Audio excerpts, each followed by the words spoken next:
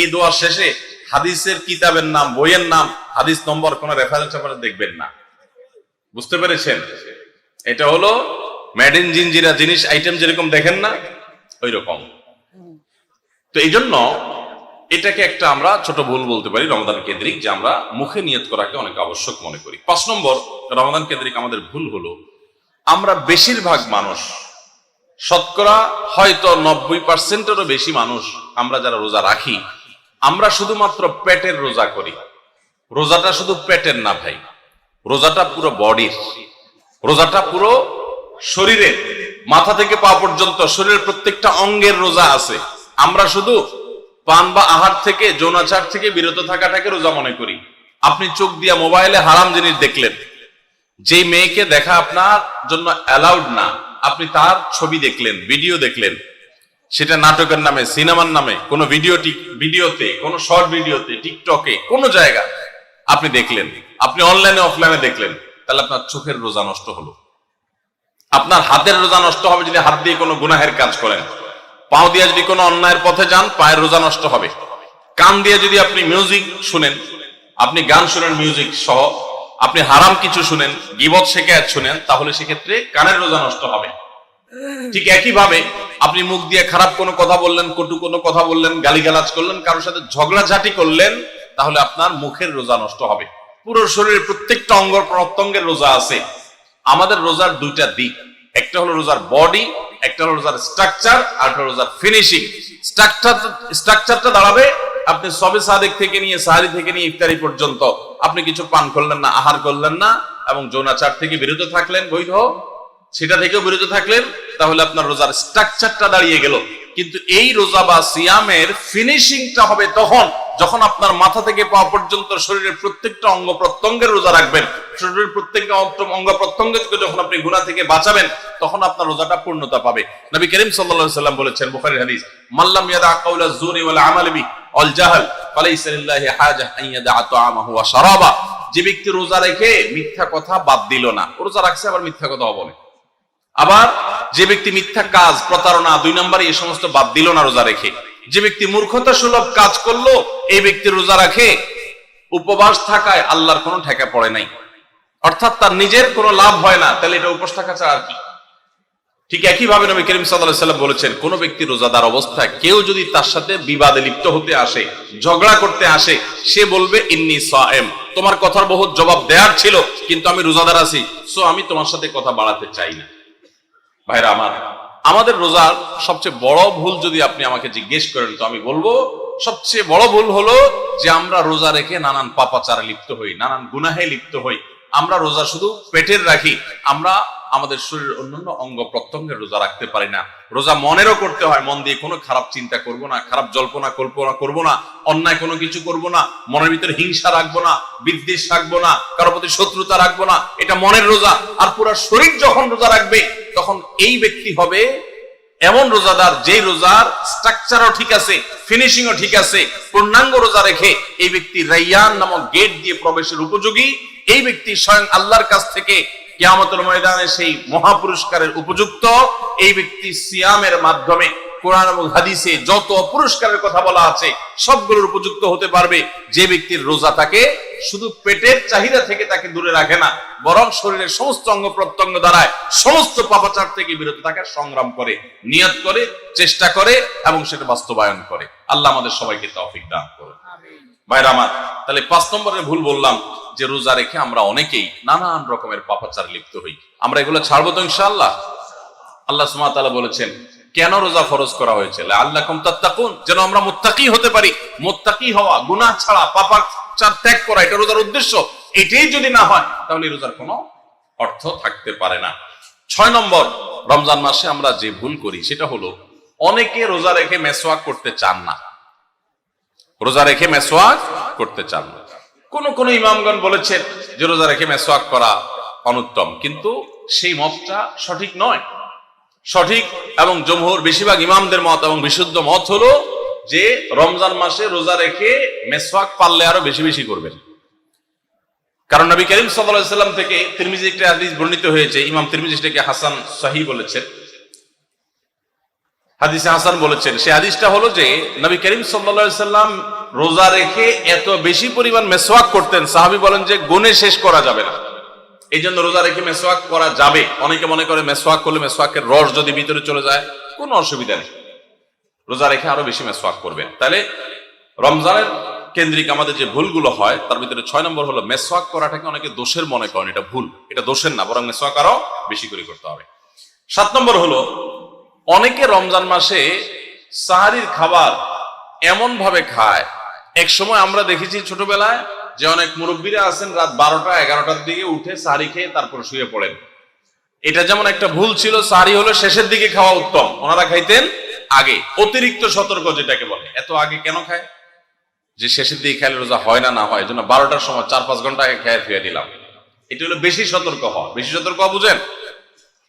এক লোক দোতলা শুয়ে আছে ফ্লোরে, তো একটু পর পর মাথা উপরের দিকে উঠে ফেলতেছে। কেউ জিজ্ঞাসা করলো কি ব্যাপার, তুমি কি এমন কেন করতেছো? ফ্লোরে শুয়ে আসো চিত হয়ে, একটু পর মাথা উঠাও কেন? তো লোকটা বললো নিচের ফ্লোরে একজনে সুই সুতা দিয়ে কাপড় সিলাইতেছে, এইভাবে সেলাই করে টান দেন উপর দিকে। তো বলে যে সতর্ক থাকতে তো দোষ নাই, যদি ফ্লোর ভেদ করে আমার মাথা লাগে, এই জন্য মাথা উঠে ফেলতেছে। তো এটা অতিরিক্ত সতর্কতা হলো না? সতর্কতা ভালো, কিন্তু অতি সতর্কতা ভালো না। সাহারি অনেকে রাত 12টা 1টার সময় খান, এটা হলো অতিরিক্ত সতর্কতা। এত বেশি ভালো না, এত অতিরিক্ত সতর্ক হওয়া বরং নিষেধ। হাদিসে নবী সাল্লাল্লাহু আলাইহি ওয়াসাল্লাম আমাদেরকে সাহারি শেষের দিকে খেতে বলেছে। এখন আরেকটা ভুল হলো অনেকে সাহারি এত শেষে খান যে মুয়াজ্জিনের সাথে ওনার কম্পিটিশন হয়। মুয়াজ্জিন মাইক ধরে মাইকের সামনে দাঁড়ায়া মুয়াজ্জিন ঘড়ির দিকে তাকাইতে থাকে, টিক টিক টিক টিক আগাইতেছে কাটা। মুয়াজ্জিন প্রস্তুতি নিচ্ছে যে আল্লাহু আকবার করে হাঁক দিবে, আর উনিও ওইদিকে প্লেট হাতে গ্লাস হাতে খাবার খাচ্ছেন, ধুমায়া খাচ্ছেন, এবং কম্পিটিশনে লিপ্ত হয়েছেন যে মুয়াজ্জিন আগে আল্লাহু আকবার বলে না, তিনি আগে গিলে শেষ করেন। এরকম কম্পিটিশন হয় কি হয় না? বেশিরভাগ লোক, বিশেষ করে আমাদের যে কোনো কাজে আমরা একেবারে শেষ মুহূর্ত পর্যন্ত না ঠেকালে ভালো লাগে না। এই যে একদম আজান হওয়ার আগ মুহূর্ত পর্যন্ত খেতে থাকা, অনেক সময় দেখা যায় যে ভিতরে যাইতে যাচ্ছে আজান পড়তেছে, এখনো আমার গলার নিচেও নামে না, এদিকে আল্লাহু আকবার শুরু করে দিছে, আল্লাহু আকবার শুরু করতেছে, তখনও চাপাইতেছি, এবার ফালাই দিছি। দেরিতে সাহারি খাওয়া সুন্নাত, এর মানে এই না যে এত দেরি করবেন যে মুয়াজ্জিনের সাথে আপনি চোর পুলিশ খেলাবেন। এত দেরি করা এটা অবশ্যই সুন্নাহ নয়। নবী করিম সাল্লাল্লাহু আলাইহি ওয়াসাল্লাম সাহারি খেয়ে শেষ করার পর ফজরের নামাজ পড়তেন, মাঝখানে 50 আয়াত পড়ার মতো গ্যাপ থাকতো। 50 আয়াতের গ্যাপ মানে হলো 5 থেকে 7 মিনিট এভারেজ, এরকম গ্যাপ তিনি দিতেন, তারপর তিনি নামাজ পড়তেন। তো এই জন্য ভাইরা আমার, আমরা বলতে পারি যে 7 নম্বরের ভুল হলো আমরা অনেকেই রমজান মাসে সাহারির খানা খেতে খেতে একেবারে আজান পর্যন্ত ঠেকাই দিই। এত দেরি করা আবার ঠিক না। 8 নম্বরের ভুল হলো অনেকে গোসল ফরজ হলে মনে করেন যে এই অবস্থা সাহারি খাওয়া যায় না। এটা ভুল ধারণা। আপনার রমজানে রাতের বেলা গোসল ফরজ হয়েছে, আপনি এখনো গোসল করতে পারেন না, এদিকে সাহারির খানার সময় চলে যাচ্ছে, তাহলে আপনি আগে সাহারির খানা খেয়ে নেন, সাহারি খেয়ে তাড়াতাড়ি গোসল করে তারপর ফজর নামাজ পড়তে যান, কোনো অসুবিধা নেই। এমনকি যদি আজান হয়ে যায়, আপনি গোসল এখনো করতে পারেন নাই, তাতেও সমস্যা নেই। আমরা অনেকে এটাকে সমস্যা মনে করি। সেই সাথে আরেকটা ভুল ধারণা হলো অনেকে মনে করেন রমজান মাসে দিনের বেলায় স্বপ্নদোষ হলে বোধহয় রোজা ভেঙে যায়। স্বপ্নদোষ হওয়ার কারণে রোজা ভাঙে না। স্বপ্নদোষ হয়েছে, আপনি রোজা কন্টিনিউ করবেন, এই রোজা রাখতেও হবে না, কোনো অসুবিধা নেই, কারণ এটা আপনার ইচ্ছায় না। 9 নম্বর ভুল হলো আমরা অনেকে যদি সাহারি খাইতে না পারি তাহলে আর ওই দিন রোজা রাখি না। অনেক লোক আছে বলে যে আজকে সাহারি খাইতে পারি না, এই জন্য রোজা রাখি নাই। তো সাহারি না খাইতে পারলে রোজা রাখবেন না কেন? সাহারি খাওয়াটা সুন্নত আর রোজা রাখাটা ফরজ। আপনার সুন্নত ছুটে গেছে, কোনো অসুবিধা নেই। সাহারি না খেলে রোজার কোনো অসুবিধা নাই, সাহারি খাওয়াটা উত্তম। নবী সাল্লাল্লাহু আলাইহি ওয়াসাল্লাম বলেছেন তাসাহহারু ফাইন্না ফিস সাহুরি বারাকা, তোমরা রাতের শেষ বেলার খানাটা, সাহারির খানাটা খাবা, এটাতে বরকত আছে, কল্যাণ আছে। দুপুরের খানায় বরকতের কোনো ঘোষণা নাই, অন্য কোনো খানায় বরকতের কোনো ঘোষণা নাই, কিন্তু সাহারির খানাতে বরকতের ঘোষণা আছে। এই জন্য আমরা সাহারির খানাটা মনে না চাইলেও অল্প স্বল্প কিছু হলেও মুখে দেওয়ার চেষ্টা করব, কারণ সেখানে বরকত আছে, কল্যাণ আছে। কিন্তু কোনো কারণে সাহারি মিস হয়ে গেছে, ঘুম থেকে উঠতে পারেন নাই, আজান হয়ে গেছে, তাহলে এই অজুহাতে রমজানের ফরজ রোজা না রাখার কোনো সুযোগ নাই। কষ্ট একটু বেশি হতে পারে ওই দিন, তাতে কিছুই হবে না, আমরা একেবারে মরে যাব না। ধৈর্য ধরা শিখতে হবে। ইমানদারকে আল্লাহ তাআলা সবর করা শিখাচ্ছেন রমাদানের মাধ্যমে। এই জন্য ভাইরা, কোনোদিন সাহরি মিস হইলে ওই দিন রোজা মিস করা যাবে না। 10 নম্বর যে ভুলটা আমাদের হয় সেটা হলো, সাহরিতে আমরা বেশিরভাগ মানুষ একটা সুন্নাত আমল করি না, সেটা হলো খেজুর খাওয়া। সন্ধ্যার সময় ইফতারিতে যখন আমরা সাহরি খাই তখন তো সবাই আমরা জানি, আমরা ইফতারিতে যখন খেজুর খাই তখন তো আমরা সবাই মোটামুটি জানি যেটা সুন্নত। কিন্তু সাহরিতে খেজুর খাওয়া যে সুন্নত, এটা ম্যাক্সিমাম মানুষ আমাদের দেশে এখনো জানেন না। নবী করিম সাল্লাল্লাহু আলাইহি সাল্লাম বলেছেন, নি'মা সাহুরুল মুমিনি আত-তামার, ঈমানদারের সবচাইতে উত্তম সাহরি হলো খেজুর। আপনি ভাত খান, ডাল খান, গোশত খান, মাছ খান, যাই খান, এক পিস খেজুর আপনি যদি অন্তত সাহরিতে খান, তাহলে এটার কারণে একটি সুন্নাত জিন্দা করার সওয়াব পাবেন। খেজুরে প্রচুর পরিমাণ এনার্জি, খাদ্য শক্তি থাকে, এটা আমাদের জন্য নানা দিক থেকে উপকারী হবে। এই জন্য ইফতারিতে আপনি খেজুর খাওয়ার কথা জানেন, অথচ হাদিসে শুধু ইফতারিতে না, সাহরিতেও খেজুর খাওয়ার নির্দেশনা দেওয়া হয়েছে। এই জন্য এটা একটা ভুল যে আমরা অনেকে সাহরিতে যে খেজুর খেতে হয় এটা জানি না। 11 নম্বর ভুল হলো, সাহরির সময়, ভোর রাতের সময়টা হলো দোয়া কবুলের সবচেয়ে মোক্ষম সময়। 24 ঘন্টার ভিতরে দোয়া কবুলের সবচেয়ে আদর্শ সময়, যে সময়ের দোয়া কবুলের সম্ভাবনা সবচেয়ে বেশি, সেটা হলো ভোর রাতের সময়টা। আল্লাহ সুবহানাহু ওয়া তাআলা ডেকে ডেকে বান্দার ক্ষমা ঘোষণা করেন, বিপদ আপদ দূর করেন, অসুখ বিসুখ দূর করেন। এই সময়টা হলো রাতের শেষ প্রহর, ফজরের আগের সময়টা, তাহাজ্জুদের সময়টা। 11 মাস ধরে আমরা নানা ব্যস্ততার অজুহাতে আমাদের তাহাজ্জুদ পড়ার সুযোগ হয় না, ভোর রাতে ওঠার সুযোগ হয় না। ভাইরা আমার, রমাদানের মাস, আপনি তো সাহরি খেতে প্রায় প্রতিদিনই উঠছেন। আপনার যেহেতু সাহরি খাওয়ার উদ্দেশ্যে উঠাই লাগে, তো আপনি কেন এই মাসে সাহরির সময়, ভোর রাতের এই সময়টাতে যখন আল্লাহর সাধারণ ক্ষমা ঘোষণা করেন, ওই সময়টাতে আপনি কেন শুধুমাত্র খেয়ে পরে আপনি মসজিদে চলে যাবেন ফজরের জন্য? অবশ্যই আপনি সাহরি খেতে উঠলে 2-5 মিনিট সময় বের করে বিশেষভাবে আল্লাহর কাছে দোয়ায় মনোনিবেশ করবেন।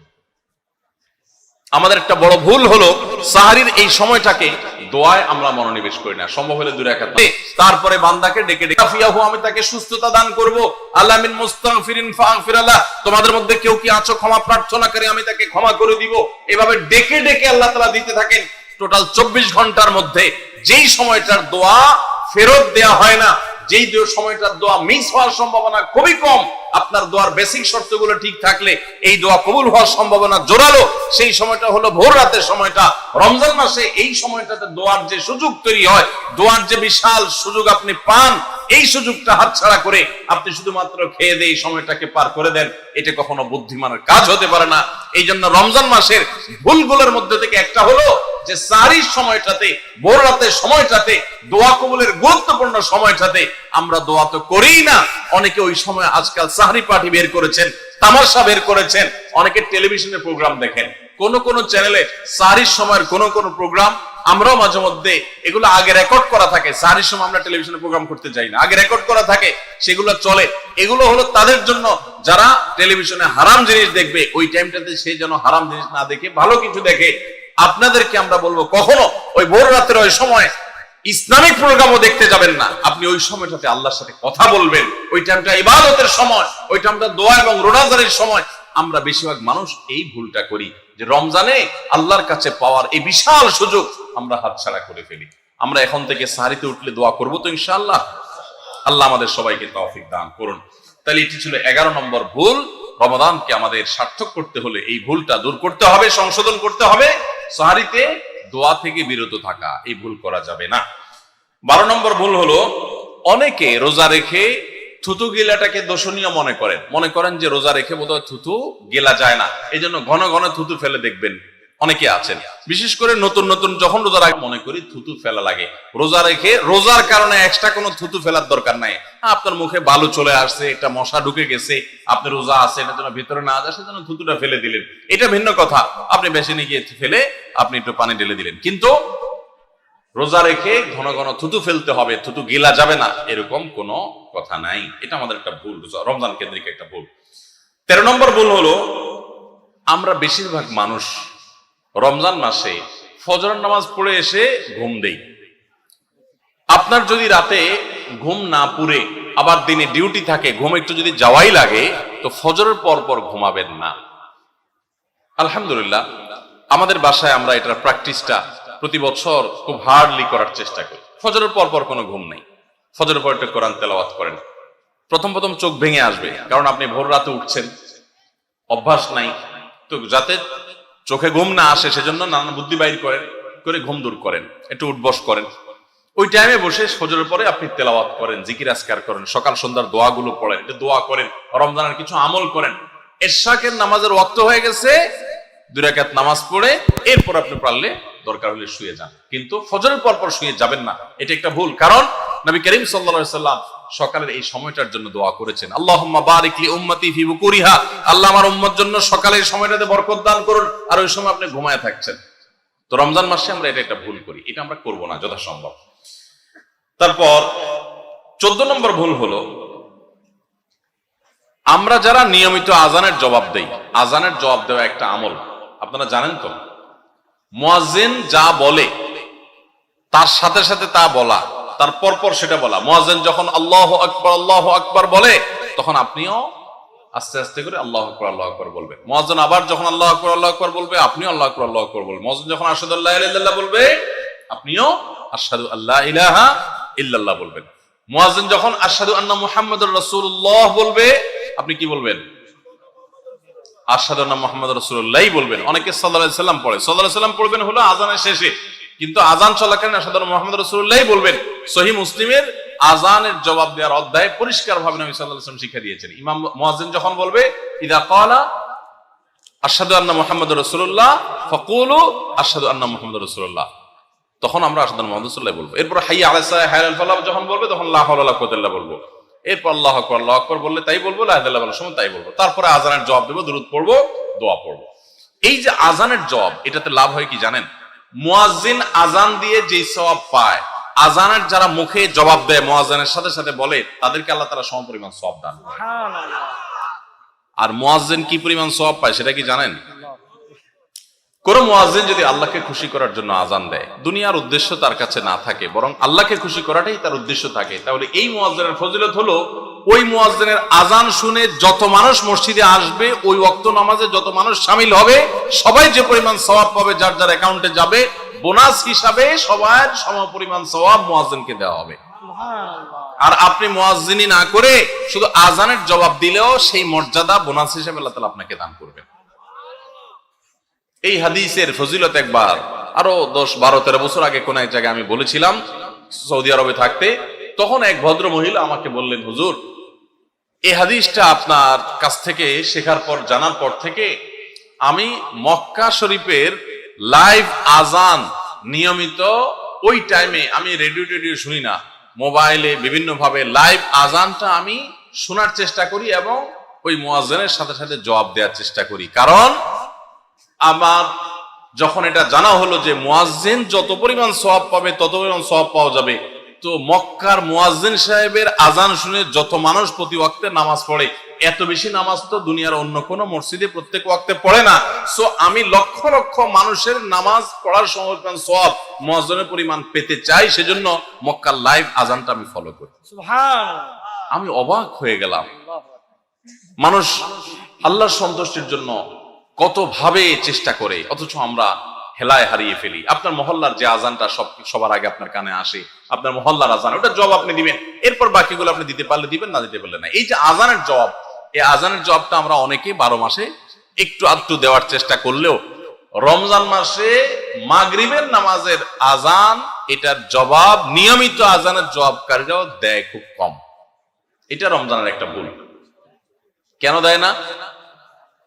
কারণ সেই আসরের পর থেকে নিয়ে 10, 12 পদ, 13 পদ, 14 পদ ইফতার সামনে নিয়ে বসে যে দাঁত কচকচ কচকচ করতেছিল, হাতগুলো শুধুমাত্র আকুপাকু করতেছিল যে কখন আপনার বেগুনি ধরবে, কখন পেঁয়াজু ধরবে, কখন বুটমরিতে হাত দিবে। যখন আকুপাকু করতেছিল, সূর্য ডুবছে, মুয়াজ্জিন সাহেব আল্লাহু আকবার হাঁকা শুরু হয়েছে, আর হুমড়ি খেয়ে অমনে ঝাঁপায়া পড়ছে, খাইতে খাইতে কখন আজান শেষ হয়ে গেছে টেরও পায়নি। ঠিক না বে ঠিক? আপনি খান, ওয়াক্ত হয়ে গেছে, সাথে সাথে আপনি খেলেন, আজান শুনলেন, সাথে সাথে আপনি খেলেন, ভালো কথা। একটু মুখে দিয়ে খেতে খেতে খাওয়ার ফাঁকে ফাঁকে মুয়াজ্জিনের আজানের জবাবটা দিয়ে ফেলেন। কিন্তু ম্যাক্সিমাম মানুষ আমরা এই ভুলটা করি। আমি খেয়াল করে দেখেছি যারা নিয়মিত আজান দেয় তারাও আজানের জবাব দেয়, তারাও দেখেছি এটা করে না, অর্থাৎ ভুল হয়ে যায়। তাহলে আমরা লক্ষ্য করবো তো ইনশাআল্লাহ, মাগরিবের সময় ইফতারের ফাঁকে ফাঁকে আমরা আজানের জবাব দিয়ে দিব। রমজান কেন্দ্রিক আমাদের 14 নম্বর ভুল জানলাম যে আমরা ইফতার খেতে খেতে মাগরিবের আজানের জবাবটা ভুলে যাই। এটা ভুলা উচিত না। রমজান মাস তো আরো বেশি করে করবেন, অন্যান্য মাসে করেন, আপনি রমজানে ইফতার অজুহাত দিয়ে মাগরিবের আজানের জবাব দিচ্ছেন, এটা গ্রহণযোগ্য হতে পারে না। 15 নম্বর আমাদের ভুল হলো আমরা তুফান মিল গতিতে তারাবি পড়তে পছন্দ করি। ঠিক না ভাই? ঠিক। আমরা চেষ্টা করি আমাদের মোবাইল যদি 4G গতি থাকে তারাবি যেন 5G হয়। সব কিছুতে স্পিড ভালো না, সব কিছুতে স্পিড ভালো না। আপনার নেটের ক্ষেত্রে স্পিড যত বেশি হবে তত ভালো, বুঝলাম। তারাবির ক্ষেত্রে ওই তারাবির কোয়ালিটি বেশি হবে যেই তারাবি ধীরে সুস্থে হবে, আস্তে আস্তে হবে, শান্তভাবে হবে, বেশি সময় নিয়ে হবে। আমরা এখনো এত অজ্ঞানতার মধ্যে আছি ধর্মের ব্যাপারে যে আমাদের অনেক এলাকার মুসল্লিদেরকে আমি দেখেছি, এখনো দেখা যায় কম্পিটিশনে লিপ্ত হয়। এক এলাকার মুসল্লি অন্য এক এলাকার মুসল্লিরা দেখলে বলে, দোস্ত তোদের তারাবির কি অবস্থা? বলে যে দোস্ত ভালোই, তো নতুন হাফেজ নিয়োগ পাইছে তোদের এখানে, তারাবি কতক্ষণ লাগে? বলে দোস্ত 1 ঘন্টা 5 মিনিট। তো এবার আগের দোস্ত বলে যে বলস কি, আমার তো 55 মিনিটে শেষ।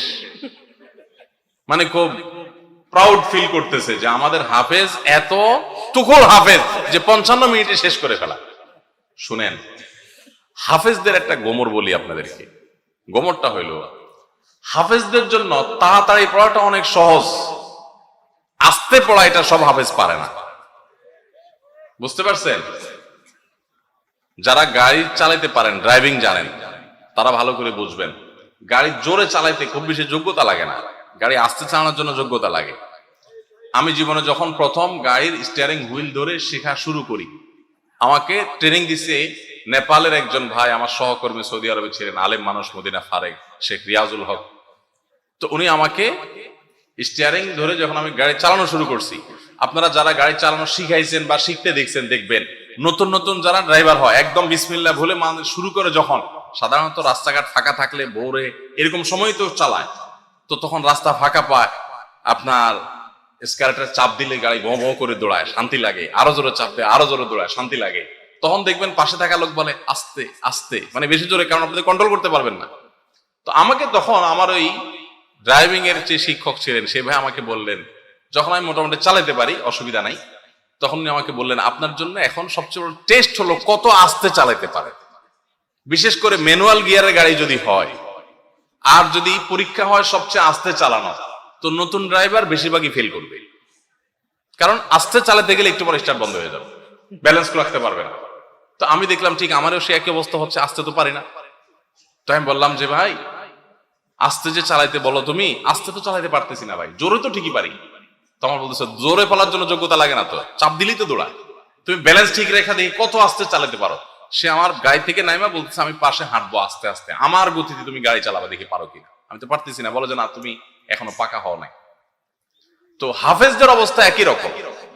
হাফেজদেরকে যদি বলেন যে ধীরে ধীরে পড়েন আপনারা তারাবিতে, দেখবেন অনেক হাফেজ পারবে না, অনেক হাফেজ পারবে না, অনেকে পারবে, কিন্তু গতির সাথে তা পড়া এটা খুব সোজা কাম।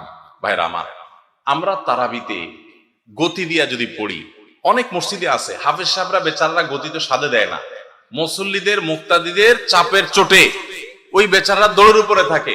হুজুর আপনারা তো দেরি হয় কেন? পাশের মসজিদে মুসল্লিরা চলে আসে আমাদের আগে, রাস্তাঘাটে দোকানে এসে তারা চা খাওয়া শুরু করে, আমরা পরে বাইর হই, আমাদের বাণিজ্য তো লাগেনি, তোদের হাফেজ ভালো হাফেজ না। বুঝতে পেরেছেন? ওই কপাল পড়ারা বুঝতেছে না যে তাড়াহুড়ো করাটা ভালো হাফেজ হওয়ার লক্ষণ না।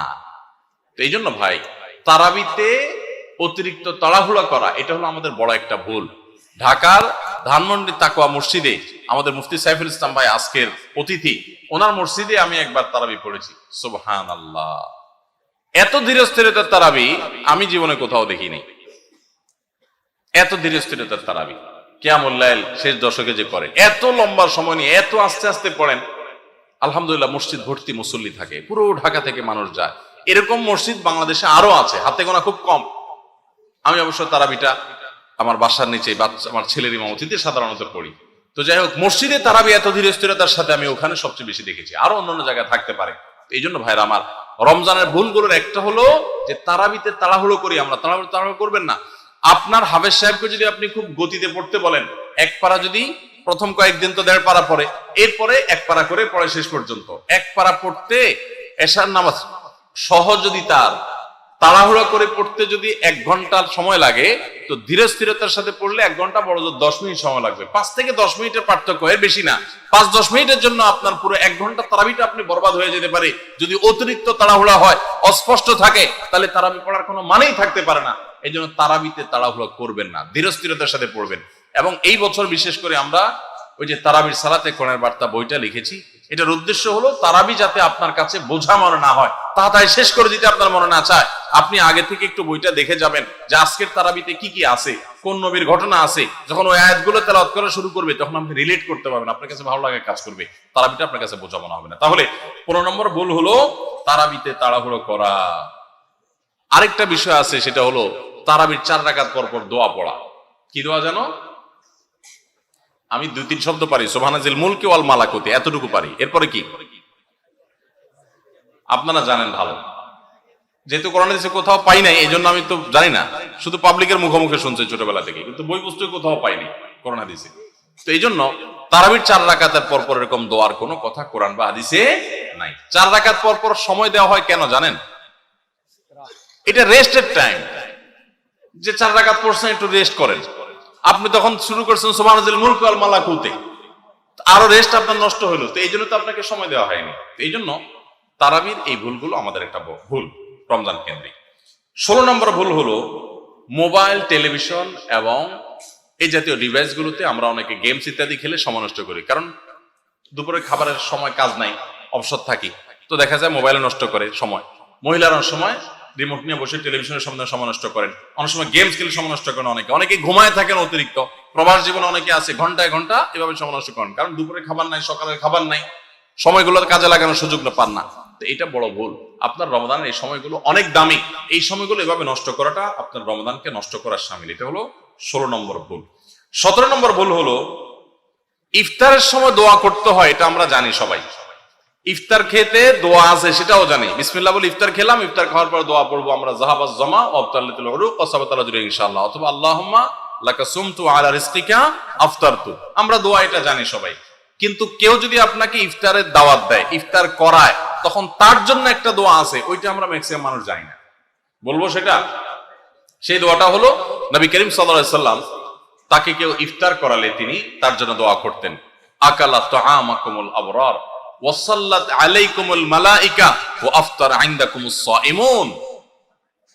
তোমাদের খাবার যেন নেককাররা খায়, হ্যাঁ, এবং তোমাদের উপর ফেরেশতারা যেন তোমাদের জন্য দোয়া করে, আর তোমাদের খাবার যেন রোজাদাররা খায়, ইফতার করে। কেউ ইফতার করে তার জন্য এই দোয়া করা সুন্নাত, এটা আমরা অনেকে জানি না। তো এই দোয়া না করা, এটা আমার মনে হয় আমাদের সমাজের ম্যাক্সিমাম মানুষের মধ্যে আছে, যে আমরা দোয়া করি না। ইফতার কেউ খাওয়াইলে খেয়ে চলে আসি, বড় জোর অন্য দোয়া পড়ে, কিন্তু এই দোয়া পড়া সুন্নাত, এটা আমরা জানি না। তাহলে এটা একটা ভুল আমাদের রমজান কেন্দ্রিক। 18 নম্বর ভুল হলো ইতিকাফ না করা এবং পরিবারকে শেষ 10 দিনে ঘুম থেকে জাগিয়ে না তোলা।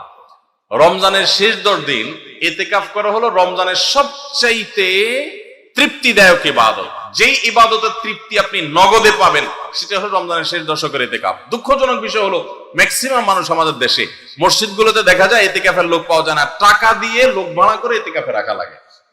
একটা দুঃখজনক ব্যাপার। তো রমজানের একটা গুরুত্বপূর্ণ আমল হলো এই ইতিকাফ, এটা আমরা করি না। চেষ্টা করবো তো ইনশাআল্লাহ।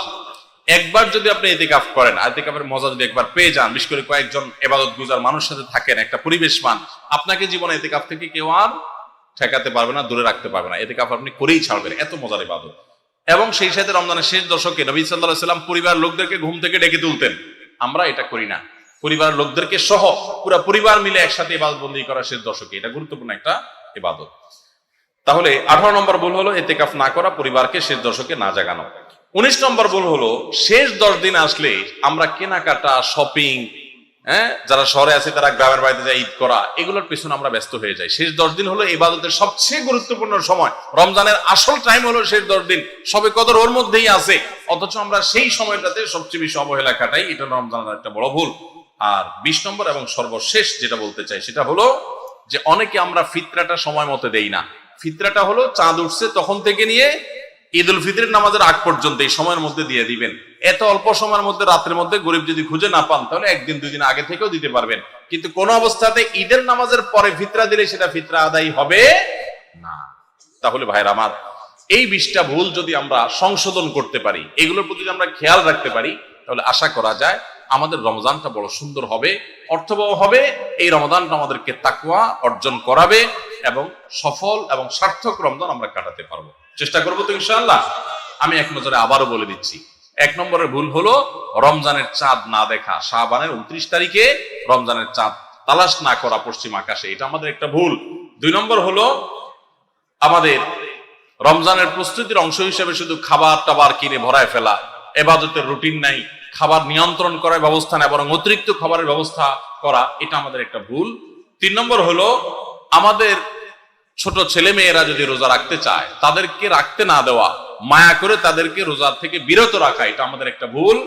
4 নম্বর হলো মুখে নাওয়াইতা নাসুমা গাদান এই জাতীয় দোয়া করাটাকে জরুরি মনে করা, এটা একটা ভুল। 5 নম্বরের আমাদের ভুল হলো রমজানের যে আমাদের অনেকে পেটের রোজা রাখি, চোখে মুখে কানে অন্যান্য অঙ্গ প্রত্যঙ্গ দিয়ে নানা গুনাহ করি ফেসবুকে ইত্যাদিতে, এর মাধ্যমে আমাদের রোজা অর্থবহ হয় না, এটা আরেকটা ভুল। 6 নম্বর হলো আমরা অনেকে মেসওয়াক করাটাকে দোষণীয় মনে করি, অথচ রোজা রেখে মেসওয়াক করা যায়। 7 নম্বরে ভুল হলো আমরা অনেকে সারি খেতে খেতে একেবারে আজান পর্যন্ত ঠেকাই দেই, অথচ এটা ভুল। আজান পর্যন্ত ঠেকাইতে হয় না, একটু আগে শেষ করতে হয়, এবং আজান দিচ্ছে তখনও আপনি খাবেন, এটা তো রোজাই হবে না আপনার যদি ওয়াক্ত হয়ে যায়। আর 8 নম্বরে ভুল হলো আমরা অনেকে গোসল ফরজ হলে মনে করি সাহারি খাওয়া যায় না, অথচ গোসল ফরজ অবস্থায় সাহারি খাওয়া যায়।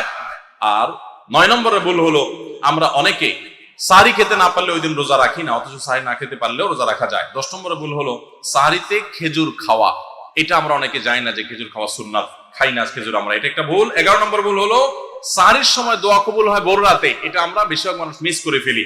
12 নম্বর ভুল হলো আমরা অনেকে মনে করি মুখের থুতু এটা গিলা যায় না রোজা অবস্থায়, জন্য ঘন ঘন থুতু ফেলি, এটা আরেকটা ভুল। 13 নম্বর ভুল হলো যে আমরা অনেকে ফজর নামাজের পরপরই রমজান মাসে শুয়ে পড়ি, একটু কমপক্ষে এশাক পর্যন্ত জেগে ইবাদতবন্দি করে তারপর ঘুমানো উচিত। আর 14 নম্বরে ভুল হলো মাগরিবের সময়, ইফতারের সময় যখন মুয়াজ্জিন আজান দেয়, অন্যান্য দিন আজানের জবাব দিল, রমজানে মাগরিবের সময় আমরা অনেকে আজানের জবাব মিস করে ফেলি, এটা একটা ভুল। ইফতারের ফাঁকে ফাঁকে আজানের জবাব দেওয়া উচিত।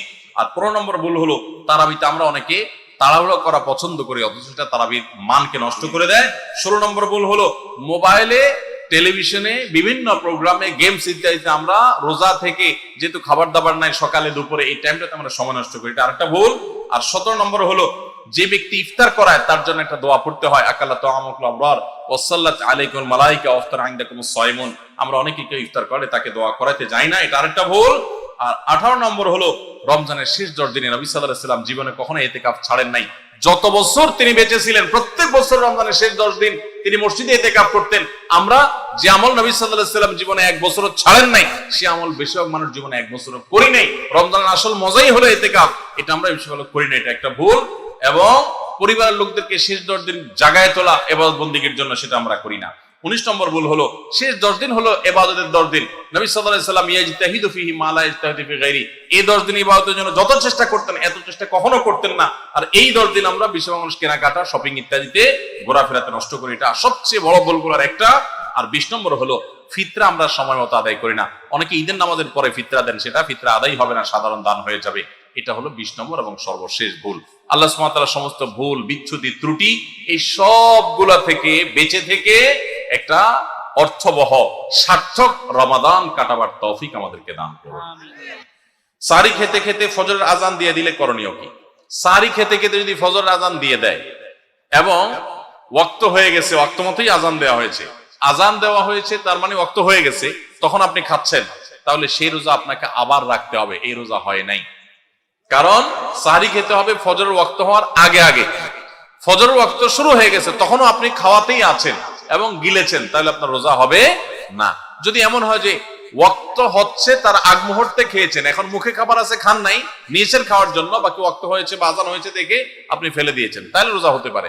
এখন দেখবেন যে ওয়াক্ত হওয়ার পরে কিছু খাইছেন কিনা, অল্প যদি খেয়ে থাকেন ওয়াক্ত হওয়ার পর, ধরুন আপনার 5:20 আযান হলো বা ওয়াক্ত হলো ফজরের, আপনি ঠিক 5:20 সময় অল্প একটু খেয়েছেন, এক ঢোক পানি খেয়েছেন, বাস এই রোজাটা আপনার আবার রেখে দিতে হবে, কাজা করতে হবে। রমজানে হারিয়ে যাওয়া এমন কিছু আমলের কথা বলুন যা অধিক ফজিলতপূর্ণ আমল কিন্তু তা অনেকেই জানে না বা আমল করে না। 4টি আমলের কথা বলতে পারি। 4টি আমল আমরা অনেকেই গুরুত্ব দেই না, অথচ সে আমলগুলো আমাদের পুরো রমাদানকে সম্পূর্ণ সার্থক করে দিতে পারে, অর্থবহ করে দিতে পারে, রমজান সাকসেস করে দিতে পারে। সে 4টার ভিতরে প্রথম এবং 1 নম্বর যেটা বলতে চাই তা হলো রমজান মাসে রোজা রেখে এবং রাতের বেলা পুরো রমজান জুড়ে সকল প্রকার পাপাচার, কাউকে কষ্ট দেওয়া, গালি দেওয়া, হক নষ্ট করা, সব ধরনের গুনাহ থেকে, গীবত শিকায়াত করা, চোখের গুনাহ, সোশ্যাল মিডিয়া ইত্যাদি সবগুলো থেকে বেঁচে থাকবেন। প্ল্যান করে যে কোনো মূল্যে প্রয়োজনে আমি আইডি ডিঅ্যাক্টিভ করে ফেলবো, অ্যাপ ডিলিট করে ফেলবো, তারপর সব ধরনের গুনাহ থেকে বেঁচে থাকবেন। এটা হলো রমজান সার্থক করার সবচেয়ে গুরুত্বপূর্ণ কাজ। 1। 2 নম্বর হলো রমজানে আমরা অনেকে কোরআন পড়ি কিন্তু কোরআন শোনাশুনি করি না। হাফেজরা করে অবশ্য। নবী করিম সাল্লাল্লাহু আলাইহি সাল্লাম রমজানে শোনাশুনি করতেন, এটা একটা হারিয়ে যাওয়া সুন্নাহ বলতে পারি। জিবরিলকে তিনি শোনাতেন, আবার জিবরিলের কাছ থেকে তিনি শুনতেন। এজন্য আপনি কোরআন পড়বেন, আপনার স্ত্রী শুনবে, আবার স্ত্রী পড়বে, আপনি শুনবেন। স্ত্রী বলে কোনো কথা নয়, এরকম একে অন্যের সাথে কোরআন শোনাশুনি করবেন, এটা একটা হারিয়ে যাওয়া আমল। 3 নম্বর হলো রমজানের শেষ 10 দিন ইতিকাফ করবেন। রমজানের শেষ 10 দিনের ইতিকাফ এমন একটা আমল, রমজান রোজা ফরজ হওয়ার পর থেকে নিয়ে মৃত্যু পর্যন্ত নবী সাল্লাল্লাহু আলাইহি ওয়াসাল্লাম জীবনে কখনো ইতিকাফ ছাড়েন নাই, আমরা ম্যাক্সিমাম মানুষ জীবনে কখনো করি নাই। ইতিকাফ করা হলো আল্লাহর ঘরে এসে গাঁটটি বোসকানেই পড়ে যাও যে আল্লাহ ক্ষমা করা ছাড়া যাব না। ইতিকাফ করা যদি মসজিদে ঘুমায়ও থাকে, ইতিকাফ করাটাই যেহেতু একটা স্বতন্ত্র ইবাদত, সো তার ইতিকাফ করার মাধ্যমে লাইলাতুল কদর তিনি অটোমেটিক পাবেন ইনশাআল্লাহ। এই জন্য ইতিকাফের আমলটা আমাদের রমাদানকে সার্থক করে দিতে পারে, অথচ এটা হারিয়ে যাচ্ছে। আর 4 নম্বর এবং সর্বশেষ হলো রমজানের শেষ দশক হলো ইবাদতের দশক, আমলের দশক। আমরা প্রথম 2 দশকে যা পারি না পারি, শেষ দশক বেশি আমল করার চেষ্টা করব। অনেকে আমরা শহর থেকে গ্রামে যাওয়ার জন্য পরিকল্পনা করতে করতে 4-5 দিন চলে যায়, অনেকে কেনাকাটার জন্য 4-5 দিন ব্যয় করে ফেলি, ঈদের প্রস্তুতির জন্য আমাদের শেষের দিনগুলো নষ্ট হয়ে যায়। এগুলো না করে আল্লাহর ওয়াস্তে শেষ দশককে ইবাদতের জন্য রিজার্ভ করে ফেলি, গোটা ফ্যামিলি সহ ইবাদত বন্দেগী করি, রমজানটাকে আমরা উপভোগ করতে পারবো ইনশাআল্লাহ। এটা আমাদের জন্য তৃপ্তির রমাদান হবে। আল্লাহ আমাদেরকে তৌফিক দান করুন। তাহলে 4টি আমলের কথা বলেছি, সকল প্রকার গুনাহ থেকে বেঁচে থাকা, কোরআন শোনাশুনি করা, ইতিকাফ করা এবং রমজানের শেষ দশকে বিশেষভাবে ইবাদতের পরে যত্নশীল হওয়া, শেষ দশকে সকল ব্যস্ততা কমায় দেওয়া। এই 4টি জিনিস আমাদের রমাদানকে সার্থক করতে পারে ইনশাআল্লাহ। কাদের জন্য রোজা রাখায় ছাড় দেওয়া হয়েছে? কাদেরকে রোজা রাখার ব্যাপারে ছাড় দেওয়া হয়েছে? নাম্বার 1, অসুস্থ ব্যক্তি। এত অসুস্থতা যে অসুস্থ অবস্থা রোজা রাখতে পারে না, তাহলে তিনি পরবর্তীতে রোজা রাখলেও হবে। আল্লাহ বলেছেন ফাইদাতুম মিন আইয়ামিন উখরা, অন্য সময় রোজা রাখবে সে। আর যদি একেবারে অক্ষম হয় তাহলে সে ফিদিয়া দিয়ে দিবে, রোজার প্রত্যেকটা রোজার বিনিময়ে একটা করে ফিতরা হিসাব করে দিয়ে দিবে। আর যদি সুস্থ থাকে তাহলে সেক্ষেত্রে সফরে থাকলে তার জন্য রোজার ছাড় আছে। আল্লাহ বলেছেন ফামান কানা মিনকুম মারিদান আও আলা সাফারিন, যদি সফরে থাকে ওই অবস্থা তার কয়টা রোজা যদি বাদ যায় সফরে থাকার কারণে, ওইগুলো পরে রাখলেও হবে। তাহলে সফর অবস্থা রোজার ছাড় আছে। অসুস্থ অবস্থা রোজার ছাড়া, যদি অসুস্থতা সেই লেভেলের হয়, সামান্য একটু সর্দি কাশি হয়েছে আর ওই অজুহাতে রোজা রাখবে না, সেই সুযোগ কিন্তু নাই। তাহলে এই 2 অবস্থা রোজা না রাখার সুযোগ আছে। আর মেয়েরা তো মাসিক অবস্থা রোজা রাখবেই না, নিষেধ তখন। শবে কদরের নামাজের নিয়ম, নিয়ত ও কোন সূরা দিয়ে পড়তে হয় একটু জানাবেন। শবে কদরের নামাজের আলাদা কোনো নিয়ম নেই যে 2 রাকাত করে অমুক সূরা এতবার পড়তে হবে অমুক রাকাতে, এরকম কোনো কথা নেই। লাইলাতুল কদর বা শবে কদর হিসেবে রমজানের শেষ দশকে সবগুলো রাতে না পারলে বিজোড় রাতগুলোতে 21, 23, 25, 27, 29 এই রাতগুলোতে বিশেষভাবে ইবাদত বন্দেগী বেশি বেশি করবেন। 2 রাকাত করে যত পারেন নামাজ পড়বেন, আস্তে আস্তে পড়বেন, ধীরে ধীরে পড়বেন, লম্বা লম্বা কেরাত, সিজদা খুব ভালোভাবে করার চেষ্টা করবেন। যে কোনো সূরা দিয়ে পড়তে পারেন। সূরা যদি 1 রাকাতে কয়েকটা পড়েন বা একই সূরা বারবার পড়েন সেটাও করতে পারেন, কিন্তু নির্দিষ্ট কোনো সূরা পড়তে হবে, নির্দিষ্ট কোনো নিয়ম নেই। এরপরে প্রশ্ন হলো রমজানের প্রথম 10 দিন, মাঝের 10 দিন ও শেষের 10 দিনকে বলা হয় রহমত, মাগফিরাত ও নাজাতের দিন। এটা কতটা সহি? তাহলে কি ওই দিনগুলোতে রহমত, মাগফিরাত, নাজাত পাওয়া যাবে নাকি বাকি দিনগুলোতেও পাওয়া যাবে? দেখুন, এই হাদিসের সনদকে মুহাদ্দিসরা কেউ কিছুটা দুর্বল বলেছেন, কিন্তু এটার মাধ্যমে এটাও হতে পারে যে এই দশকে বিশেষভাবে রহমত দেওয়া হয়, অন্যগুলোতে আমভাবে দেওয়া হয়। এর মানে এই না যে অন্য দিনগুলোতে রহমত দেওয়া হয় না। নারীদের জন্য কিছু আমল বলুন, কারণ রমজানে বাসায় সাহারি, ইফতারি, অন্যান্য কাজ করতে করতে বেশি বেশি আমলের সুযোগ তারা পান না।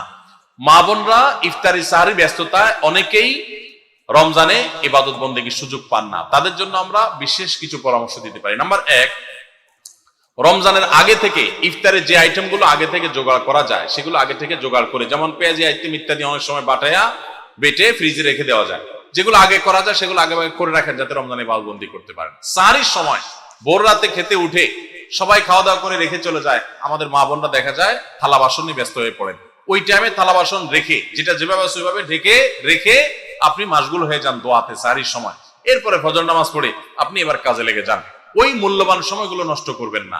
আর যখন থালা বাসন ধোবেন বা ইফতার বানাবেন, তখনও মনে মনে আল্লাহ স্মরণ, আল্লাহর সাথে কথা বলা, আল্লাহর কাছে দোয়া নিবেদন করা, জিকির আজকার করা, সেই চেষ্টা করতে পারেন। তাহলে ইনশাআল্লাহ আপনাদের রমাদান অর্থবহ হবে। আরেকটা জিনিস হলো, আপনারা রোজাদারদের জন্য খাবার প্রস্তুত করছেন, ইফতার রেডি করছেন, এর কারণে কিন্তু আলাদা সওয়াব পাবেন। এটা আপনাদের জন্য সওয়াব থেকে শূন্য বা খালি কিন্তু না। অতএব নিয়ত করে নেবেন যে আল্লাহ, রোজাদারদের জন্য আমি খাবার তৈরি করছি, আমাকে আপনি সওয়াব দিবেন। ইনশাআল্লাহ আপনারা আল্লাহ তাআলার কাছে আজর এবং বিনিময় পাবেন।